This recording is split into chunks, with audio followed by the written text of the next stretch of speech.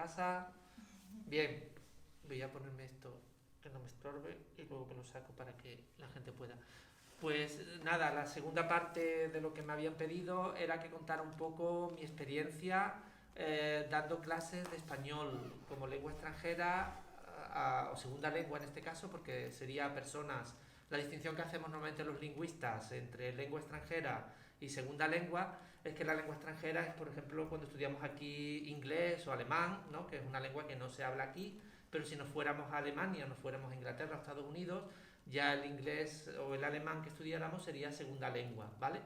Pues cuando personas que, sabéis, ha habido una revolución en este país y una revolución que yo creo que ha sido muy positiva y que nos ha enriquecido a todos muchos, es que por fin, en lugar de ser un país de emigrantes, es decir, de gente que tenía que marchar de aquí, durante unos años, hasta que llegó la crisis de 2000 años, del 2008, perdón, nos convertimos en un país de inmigrantes, es decir, empezamos a recibir gente pues de todas partes que venía aquí pues para buscar una mejor vida, para prosperar y normalmente nos hemos olvidado que esas personas han venido aquí a hacer servicios esenciales. Ahora se ha visto en la pandemia, ¿no? Si no hubiera sido por ellas, por esas personas, no hubiéramos tenido la fruta que recogen en los invernaderos, no habríamos tenido el cuidado que proporcionan a las personas mayores, o sea, un montón de tareas, ¿no? Que están haciendo para nosotros. Sin embargo, han sido sistemáticamente, bueno, no tanto, en este país en realidad hemos tenido una buena acogida en general de todas estas personas, pero en los últimos años, especialmente ahora a raíz de esta crisis del COVID y la crisis del 2012, pues ha surgido este discurso de la xenofobia y este discurso de oponerse a estas personas porque son diferentes, porque traen una religión diferente, una cultura diferente, una lengua diferente. Yo desde principios de 2000 algo, pues me conciencié mucho con este tema y empecé a trabajar como voluntario primero en Sevilla Coge para dar clases como voluntario de español. Luego aquí en la facultad organicé algún curso para formar, porque me di cuenta que en este ámbito, ¿no? La mayoría de la gente que trabaja como profesores de español como segunda lengua para este tipo de colectivos no tienen ningún tipo de formación, son voluntarios que buenamente y claro, una persona simplemente por el hecho de hablar español no se convierte en un profesor de español, ¿vale? Hay que estar formado, hay que saber sobre pedagogía, hay que saber sobre la lengua, hay que conocer muy bien la lengua y cómo enseñarla.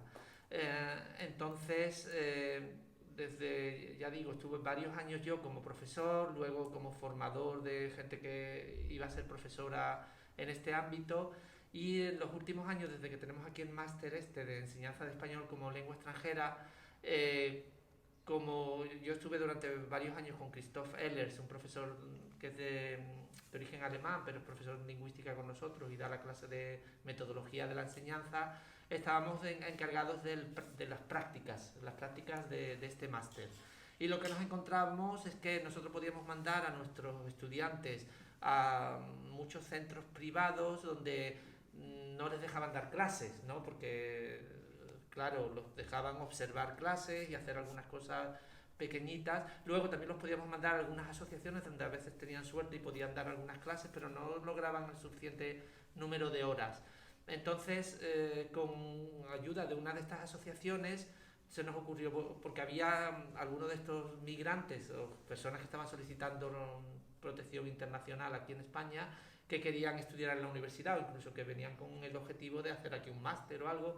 Entonces empezamos unas clases aquí en la facultad hace como 6 años ya, creo, que eran de enseñanza de español para estas personas solicitantes de protección internacional o migrantes en general, y lo hicimos bueno, con acuerdo con la Cruz Roja, con CEAR, con CEPAIM también trabajamos algún tiempo, con CISMI, que es una asociación en la que yo estoy, y lo que hacíamos era que nuestros estudiantes que estaban en este máster y en otro curso que tenemos del Cervantes de formación de español como lengua extranjera, que tenían que hacer unas prácticas, pues en lugar de tener que irse a otro sitio fuera, pues podían hacer parte de sus horas de práctica aquí en la facultad con estas personas, ¿no?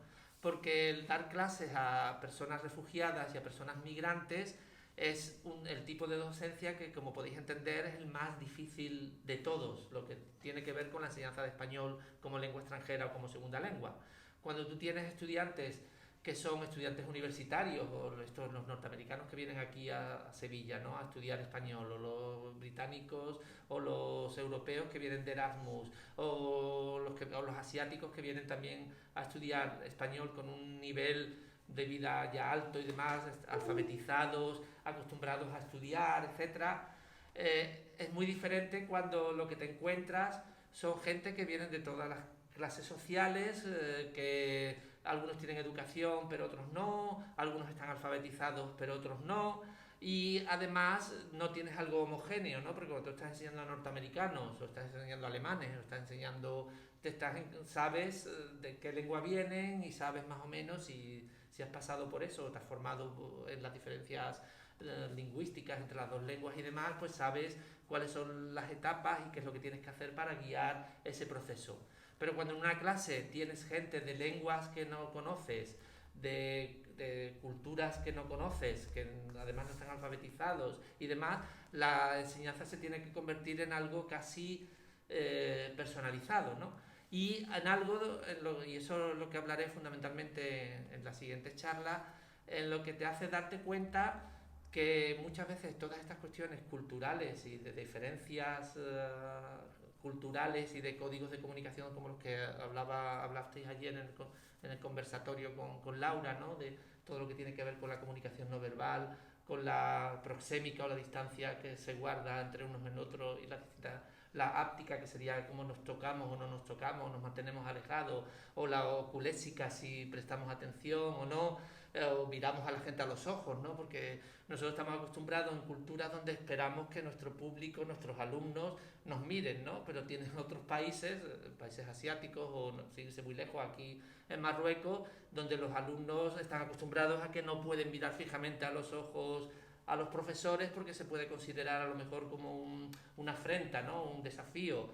Entonces, el tipo de choques culturales que puedes tener al enfrentarte a un alumnado que tiene todo ese bagaje, ¿no?, que además es tan diferente al tuyo, hace que, por mi experiencia, por lo menos la mía personal y también la de mis estudiantes, que aquí se produzca algo muy interesante, porque normalmente cuando tú eres profesor y das clases, normalmente hay un trasvase, ¿no? El que es profesor enseña a su estudiante, ¿no? Y sí, todos intentamos aprender algo de nuestros estudiantes, pero si tú estás enseñando español a norteamericanos, o alemanes, o a lo que sea, está claro que tú les estás dando mucho más de lo que estás recibiendo de ellos, ¿no? Pero mi experiencia cuando estuve en este tipo de clases de español para migrantes es que yo me enriquecí mucho más de ellos de lo que yo podía haberle dado, ¿no?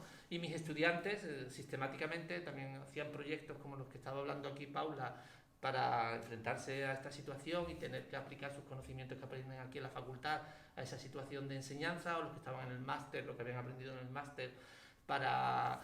es que el enriquecimiento y lo que mis alumnos y alumnas ganaban personalmente y lingüísticamente, y de culturas y de lo que estamos intentando con estas jornadas, ¿no?, esa comunicación intercultural, pues entonces es bastante interesante, ¿no?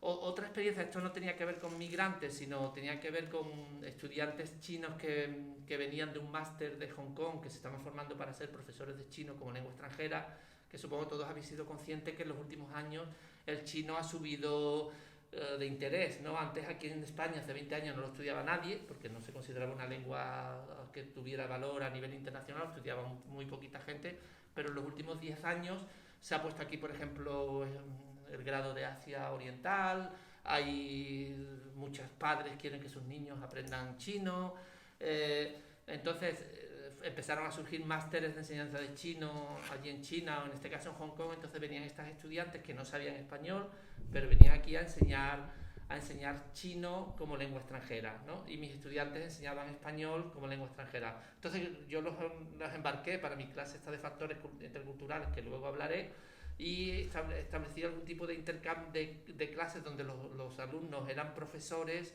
los españoles eran profesores de español para los chinos, y al mismo tiempo las profesoras chinas eran profesoras para para los españoles. Y siempre pasábamos por las mismas fases. Aunque yo a todos les explicaba, bueno, pues vais a tener esto, los españoles vais a venir con este método comunicativo, aprendizaje a través de la comunicación, etcétera. Los chinos van a venir con el método más tradicional de enseñanza a través de la memorización, de las formas lingüísticas, y después vais a ver cómo vais a llegar a un consenso y vais a dar cuenta de las ventajas que tiene una cosa y de las ventajas que tiene la comunicativa también, ¿no?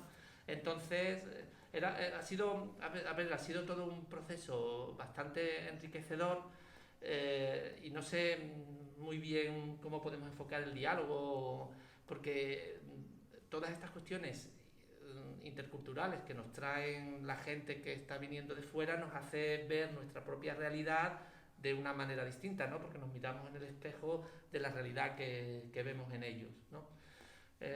No sé cómo enfocamos el diálogo, porque de este tema no tengo mucho más que decir, simplemente como ha sido en este sentido es siempre mucho más enriquecedor que cualquier otro tipo de experiencia de enseñanza, ¿no? Por lo menos para mis estudiantes y para mí personalmente. ¿Qué pensáis? ¿Qué cuentan? ¿Tu gente qué cuenta? Mi gente, ¿qué quiere decir? ¿Los estudiantes? Sí.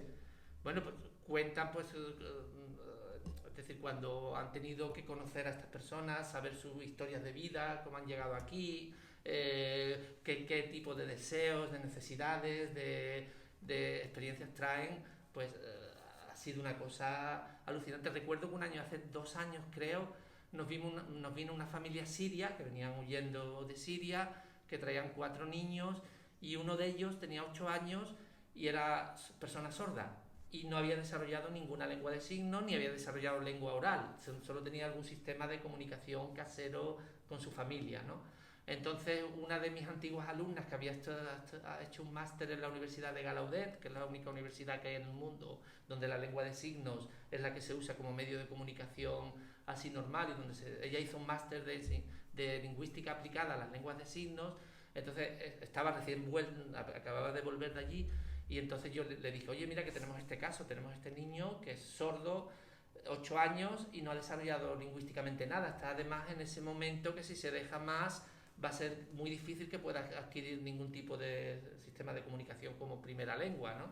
Entonces ella se puso a enseñarle lengua de signos española, también enseñarle a toda la familia, y ese verano mantuvimos todo el programa, incluso julio y agosto, que aquí se paraliza toda la actividad, normalmente en agosto y julio, y estuvimos todo el verano enseñando a ese niño y a esa familia, ¿no?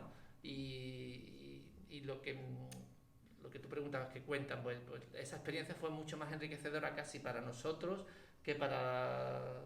No sé cómo explicarlo, porque es una cosa muy especial. Y no sé, yo ahora cuando veo lo que está pasando, por ejemplo, en Canarias y ese odio que está surgiendo, no me lo termino de explicar, pero supongo que es cuando la gente se siente en momentos de crisis, insegura, pandemia, lo paga con alguien, ¿no? Y en los años 30 los pagaron los judíos o los gitanos, y los gitanos ahora lo van a pagar los migrantes, ¿no? No sé, cómo... Sí, eso está muy estudiado. Psicológicamente está muy estudiado, que cuando en un contexto más de campo es más difícil, pero en un contexto más urbano la gente perdemos las conexiones, perdemos el camino, no sabemos de dónde vienen las cosas, hacia dónde van. Abrimos el grifo, pero de dónde viene el agua, hacia dónde se va, es algo que es un poco abstracto. Pero todo el mundo necesitamos seguridad para entender el mundo que vivimos. En esos contextos tan urbanizados tenemos una versión del mundo que es bastante irreal y es bastante infantil o ingenua. Cuando ocurre algo que se sale, de repente salgo fuera y no veo mi coche, o he perdido el trabajo, de repente ocurre algo, un acontecimiento que yo no entiendo, necesito una explicación, y desgraciadamente el supermercado de la explicación es muy pequeñito y las frases que se cogen y los culpables son siempre los mismos, de tal manera que para romper mi disonancia con respecto al acontecimiento cojo la vía más sencilla, que me digan yo soy copartícipe de los acontecimientos porque en una escala muy abstracta de responsabilidades difusas tú has hecho tal, eso a mí no me sirve. Si me dicen pues son los asiáticos que han venido aquí y no han traído el virus, a mí eso me sirve. Es muy simple y es muy concreto, y eso ha funcionado desde hace miles de años, y tanto más funciona cuanto más artificial, digamos, la sociedad, porque le pierdo más la pista a los acontecimientos. Y lo que está ocurriendo ahora con los discursos del odio a diferentes niveles, y antes hablábamos de, por ejemplo, el colectivo trans, pues hay un discurso de odio al trans, discurso de odio al lenguaje inclusivo, discurso del odio a los asiáticos, discurso, etcétera. Todo ese discurso del odio vienen de unas... Vamos, eso se dice hace mucho tiempo, de la ignorancia, pero ahora mismo una especie de ignorancia urbanizada. Tenemos un concepto, digamos, el estúpido, el urbanita estupidizado, que es el tipo típico que controla su medio siempre que el medio no le cambie. Como haya un pequeño cambio, como lo que ha ocurrido con la pandemia, que es un gran cambio, necesito explicaciones. Cuanto más simples, mejor. ¿Qué pensáis? ¿Cómo estáis viviendo vosotros? Es que yo me estoy quedando alucinado porque, a ver, desde que empezaron a llegar los migrantes ha habido fricciones, ¿no? Como lo que pasó en el Ejido y demás.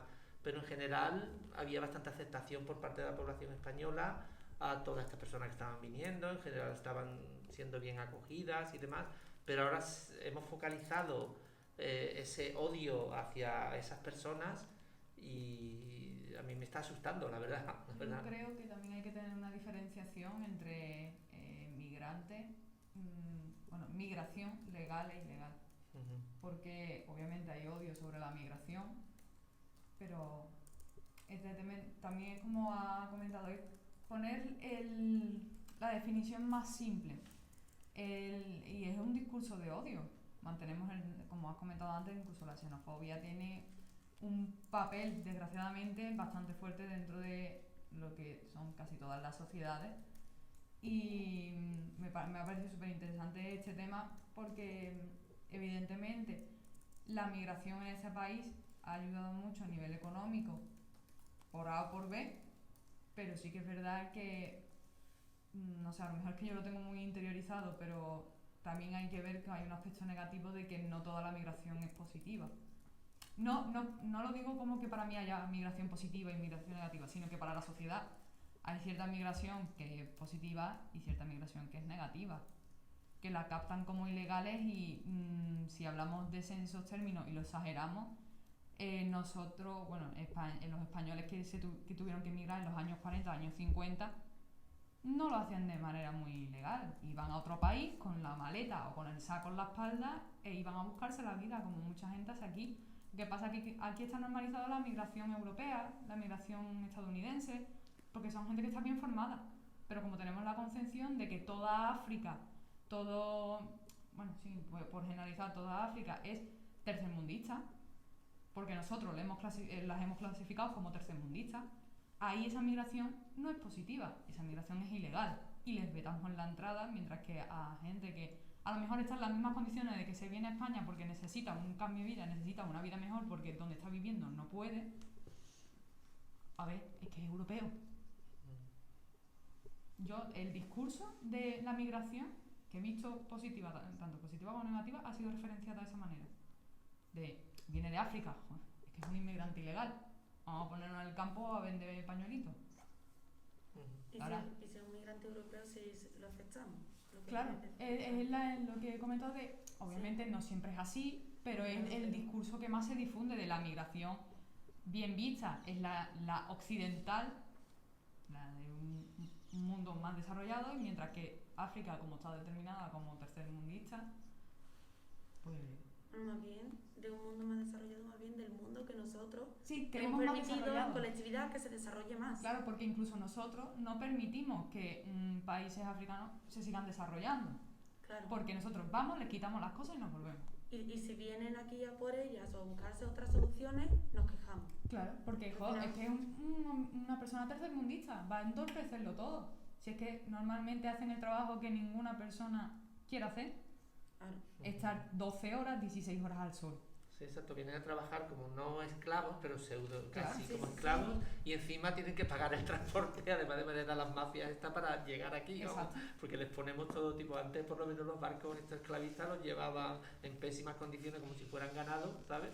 Es una cosa, yo me quedo aterrado de lo que se está viviendo ahora últimamente, ¿no? Y las mafias ahora mismo con las personas que provienen de África son cada vez más fuertes. Yo, por poner una anécdota, yo vivo en un pueblo, pero para ir a comprar bajaba al Carrefour de Camas. Y las compras grandes, mensuales, las típicas, y siempre encontrábamos al mismo negro diciendo, conocía nuestro coche, nuestra matrícula, porque en Navidades siempre le dábamos 20, 30 euros, porque lo veíamos ahí siempre con una sonrisa, tal, y son agradecidos. Es una persona que tú sabes porque te cuentan de que está aquí de manera ilegal, de que está intentando ahorrar lo máximo posible para traerse a toda su familia, y que está viviendo de una mafia. Que a esa persona la traen, la dejan ahí y a tal hora la recogen y se la llevan. Es igual que los que venden pulseras en la playa. Es lo mismo, los dejan, los sueltan y luego se los llevan. Los tienen como un método de intercambio. Yo creo realmente, a nivel personal, que no los tratan ni como personas ni seres humanos. Lo tienen como un transporte de mercancías que venden y luego ellos realmente reciben un 2% de lo que cobran. Y ese hombre, cada vez que nos veía, nos daba postales por Navidad, cada vez que nos ve una postal de ya me he traído a mi hija, mira a mi hija. Y ese hombre es abogado, en su país es abogado, es como el que pasa que el que está en los semáforos de Semana Santa, de Plaza de Armas. Sí. Ese hombre tiene un título. Está estudiando ahora para hacer Derecho. Sí, claro. Lo trajeron aquí mis estudiantes, lo entrevistaron. Pues el año otro pasado. hombre también es abogado, creo que era de Senegal. Y aquí está el pobre muerto del asco en un pueblo que no es ni Sevilla, que es un pueblo, en un semáforo en medio de la autopista. Mientras que ahora, si hace el movimiento ese un europeo, claro, es que es europeo, a lo mejor si lo ha traído una mafia, pero para trabajar de cierta cosa, el privilegio tampoco va a ser el mismo. Pero claro, eso no se ve como una migración ilegal. Es lo que quiero comentar. Paula pregunta, ¿y qué se podría hacer contra el discurso de odio en estos casos en las aulas como docente? ¿Cómo se combate el discurso? Vale, a mí me parece lo más... A ver, las personas activamos con mucha facilidad los sistemas de defensa.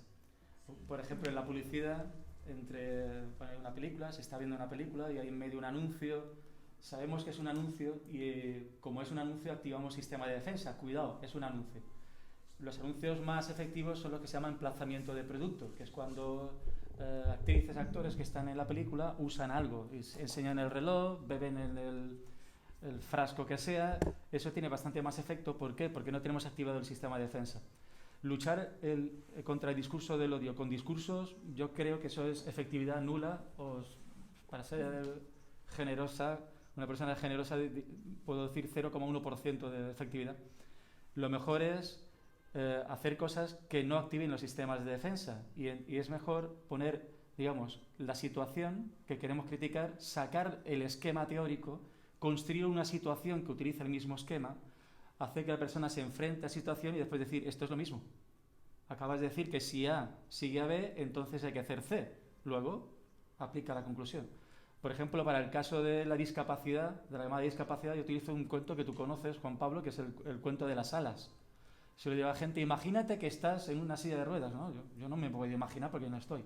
Pero tú imagínate que tú eres tú. Y eso a todo el mundo le resulta fácil. Pero ha cambiado el contexto. Ahora vives en una sociedad de gente que tiene alas. Una sociedad alada. Y imagínate esa sociedad. Imagínate que la gente entra por las ventanas. No hacen falta escaleras, ni ascensores, no hace falta ordenar calles, todo el mundo va volando. Pero tú no tienes alas. Tú eres tú. Igual como ahora, y te enamoras de alguien que tiene unas alas preciosas y tú piensas, ¿y ahora cómo yo le digo que le quiero, la quiero, etcétera, ¿no? Pues si podemos obligar a la persona a ponerse en una situación en la que está la gente a la que se ha apuntado con el discurso de odio, sin apuntar directamente a esa persona, sino quien lo sufre eres tú, y tú te pones en esa situación, yo creo que eso puede resultar más efectivo. Trabajar en el aula llevando con cierta naturalidad a las personas a una situación que es la situación donde está viviendo el resto. Es decir, imagínate, estás en una situación total, bueno, pues eso mismo es lo que está sufriendo esta persona o esta otra persona. Sería a través de la acción, ¿no? El aprendizaje a través de una acción directa, a través de tú verte ahí, pero aún así también el discurso, no sé, tú a mí me puedes poner una situación, yo me la puedo imaginar y aún así quedarme súper pillada, en plan, no sé qué haría. Y en ese momento entra el poder del discurso. de tú explicarlo todo aún así, ¿no? Porque si realmente siempre estás, imagínate esto, pero, vale, te lo imaginas, pero a nivel teórico, esa teoría para tú poder aplicarla a la práctica, a lo mejor no la interiorizas del todo. Entonces el discurso yo creo que sí, aunque por mucho que hagas eso, sigue siendo necesario. No sé, creo yo. Yo creo que estoy de acuerdo con Elena, pero quizás un discurso suavizado por medio de ejemplos. Claro, eso sí. No un discurso como que he soltado yo ahora mismo de es que no se diferencia los migrantes ilegales a los legales. Pues encima también tendemos a decir inmigrantes. Inmigrantes o tendemos a pensar en una persona legal y otra ilegal, cuando Claro. partimos de que ninguna persona es ilegal, Claro. partiendo desde ahí. Es como acaba de poner Fernando, que lo he leído y me ha hecho mucha gracia, lo de la paradoja del sí. migrante es un vago que no trabaja pero viene a robarnos el trabajo. Claro. Pues es lo que yo he ejemplificado es que realmente lo que hacen es hacer los trabajos que nadie quiere hacer. A nadie le apetece estar 16 horas en el sol. En un invernadero, además, a Y en un 50 grados. invernadero.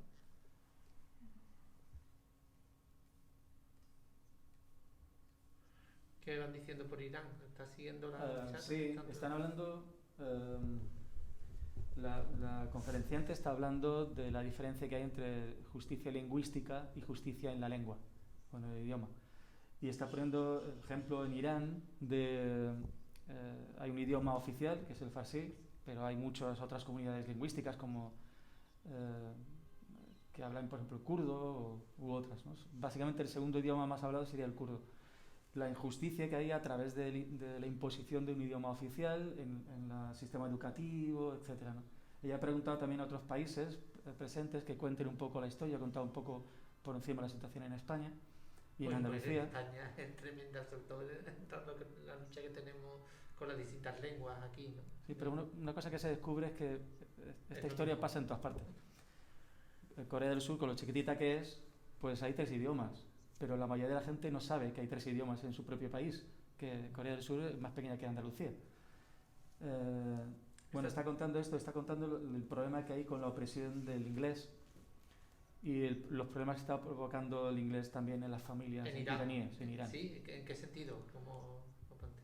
La presión, por un lado hay una presión cultural, es decir, aunque haya Irán, igual como estamos hablando de África, hay una especie de frontera de una sola dirección, donde de África hacia Occidente van las riquezas y de Occidente hacia África lo que va es la basura, digamos, además literalmente y a todos los niveles, ¿no?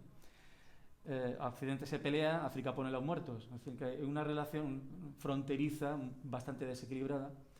En Irán está está prohibido comercio en Irán, no me acuerdo cómo se llama eso. ¿Cómo se llama?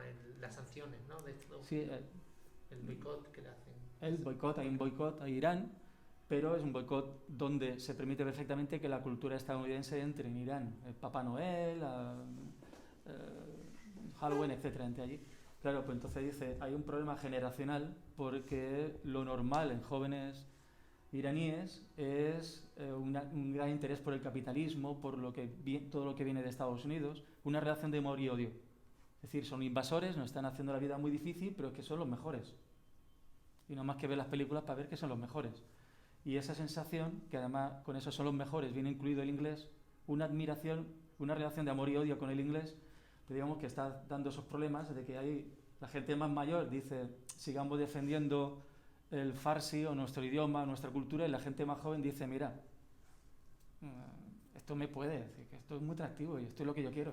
Yo quiero escuchar la MTV, yo quiero ver las películas de Hollywood y en eso el idioma forma parte del paquete.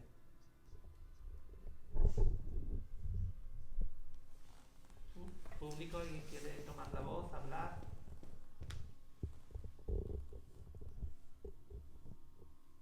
Qué foto más chula, ¿no? La de tu hija y... Sí,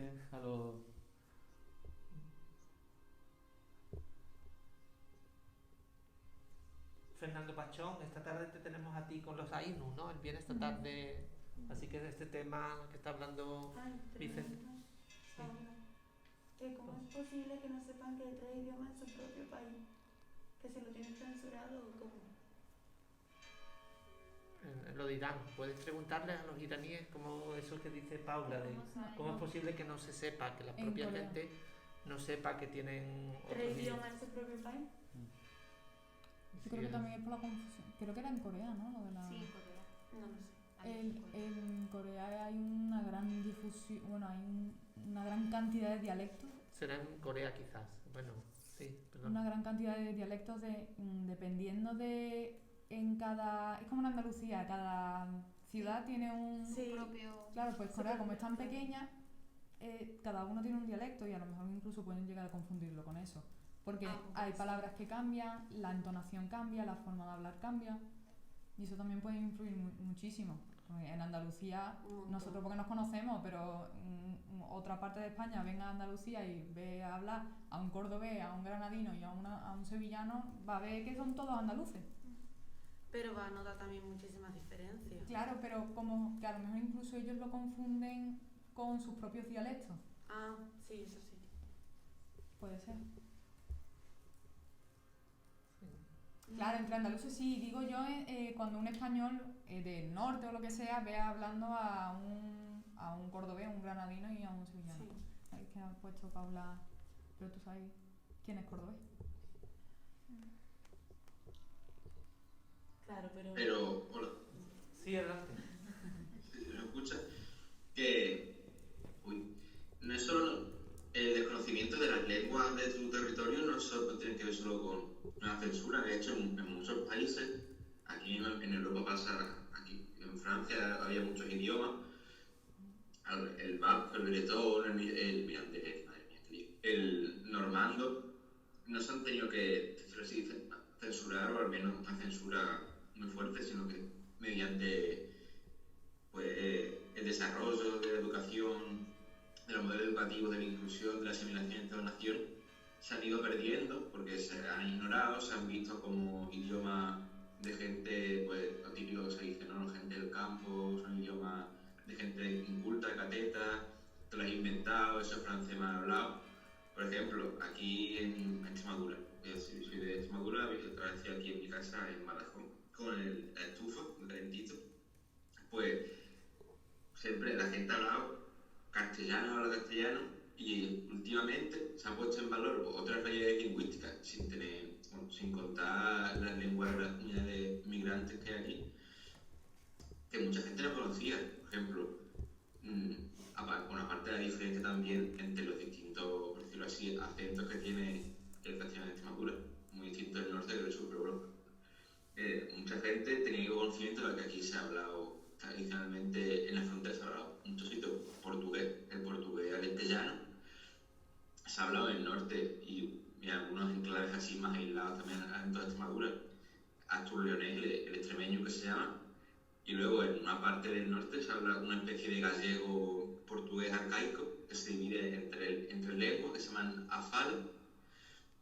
y han sido hasta ahora que la mayoría de la gente las ha conocido. Eso antes lo conocía la gente, o bien que lo hablaba, que además se gozaba mucho porque con la escuela de Franco, o hablaba, por ejemplo, el portugués, era como una lengua de la nación, la lengua de Cervantes, tú tenías que hablar el castellano, además de esta variedad de castellano que es la de la RAE y tal, y solo a partir pues, de estos últimos años se ha puesto énfasis en proteger esa diversidad lingüística, en crear esas lingüísticas y esa lengua, igual que el acento, no sea un problema, no suponga que te avergüence, que te dé cosa hablarlo. Y ahora mismo está en un momento muy bonito en el que se están promocionando. Y eso no ha habido, por ejemplo, en los años estos de educación desde la así que no hay una censura de las lenguas, simplemente ha habido pues, que han sido poco prestigiosas que se han asociado con realidades que vemos como negativas, como puede ser el campo, el atraso, incluso gente que como no las conoce, pues para ellos que de repente surjan, que se den visibilidad, pues porque se lo han inventado la gente. Mucha gente dice, eso del cachugo de Treveño, eso es un invento moderno que quieren para romper España. Pues aquí también promovemos esta ley de censura de promover el castellano, los problemas que ha habido con el euskera, el gallego y el catalán, o las peleas continuas que hay con el catalán de eliminarlo, o de que si hay un español que le hables en español, o si en Cataluña solamente se habla catalán, esa pelea también tiene que ver con la ley de censura que tenemos por medio de los dialectos del idioma o de los acentos, de lo que sea, que en España también pasa. O la castellanización que sufren los, por poner un ejemplo, todo es ejemplificando, generalizando, no es nada... Sí, entra la política, claro que entra la política, por eso es la censura. No creo que solamente tenga un aspecto cultural, también tiene un aspecto económico, tiene un aspecto político, la censura es así. Y la castellanización que tienen los andaluces, Sí. que es impresionante.